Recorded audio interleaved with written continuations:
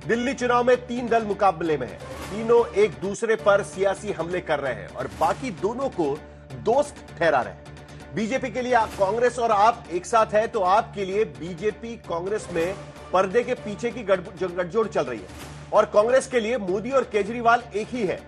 ऐसे ही बयानबाजियां पिछले दिनों दिल्ली में दिख रही है। मुद्दे की बातों पर भी कभी कोई तो कभी कोई दो दल एक साथ हो जाते हैं। जैसे आप कह रही है कि बीजेपी दिल्ली में पैसे बांट रही है, वोट की जोड़तोड़ कर रही है, तो कांग्रेस उसके साथ आ जाती है। बीजेपी दिल्ली में कह रही है कि केजरीवाल ने भ्रष्टाचार किया, घोटाले किए, करोड़ों के आवास बनाए, तो कांग्रेस कह रही है कि बीजेपी के आरोप बिल्कुल दुरुस्त है।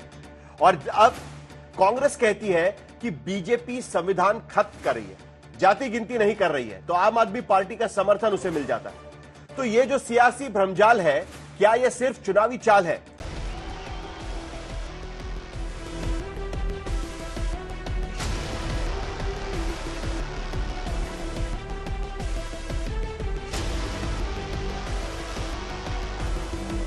दिल्ली की चुनावी जंग दिलचस्प है।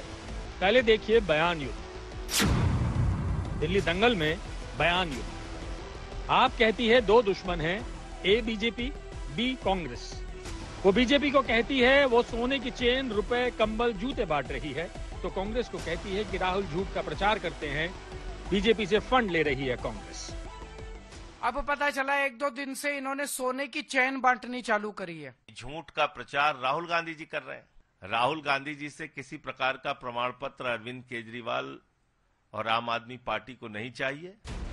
बीजेपी कहती है उसके भी दो दुश्मन, ए आप और बी कांग्रेस। वो आपको कहती है कि केजरीवाल दिल्ली वालों से झूठ बोल रहे, तो कांग्रेस को कहती है कि दोनों पहले साथ साथ थे, फिर साथ हो जाएंगे। यहाँ पे शराब भी बांट रहे हैं पंजाब की, और उनको हम यहाँ पे रंगे हाथों पकड़ेंगे, तब हम दिखाएंगे अरविंद केजरीवाल को कि शराब कौन बांट रहा है। राहुल जी, आप सत्ता सुख के लिए भ्रष्टाचारी को भी स्वीकार कर सकते हैं। कांग्रेस कहती है उसका भी दोनों से मुकाबला, ए आप और बी बीजेपी। वो आपको कहती है भ्रष्टाचार, नाकामी में दिल्ली बर्बाद कर दिया, तो बीजेपी को कहती है आपको बीजेपी ने ही दिल्ली में बैठाया था। केजरीवाल जी ने अडानी जी के बारे में कुछ बोला है? दिल्ली के अगर दो दुश्मन संविधान के खिलाफ कोई खड़ा है तो केजरीवाल और मोदी। दिल्ली दंगल में मुद्दे क्या?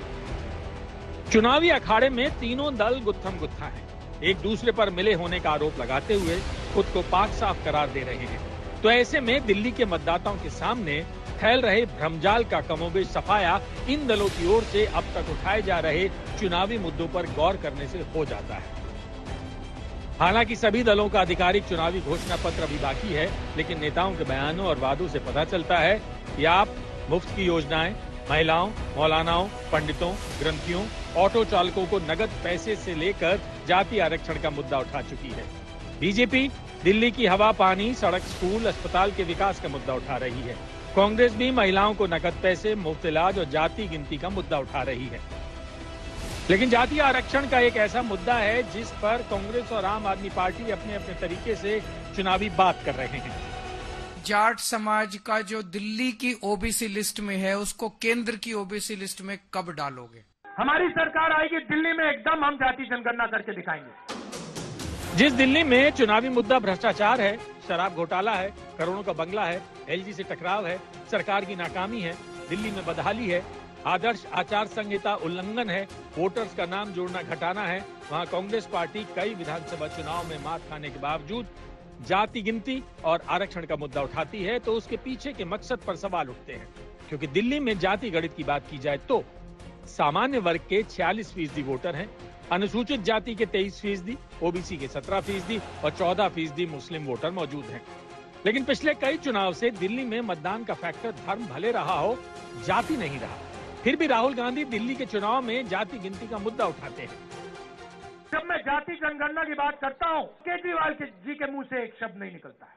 मैं कुछ नहीं बोलूंगा उनके खिलाफ। वो अपनी पार्टी को बचाने की कोशिश कर रहे हैं, मैं देश को बचाने की कोशिश कर रहा हूं।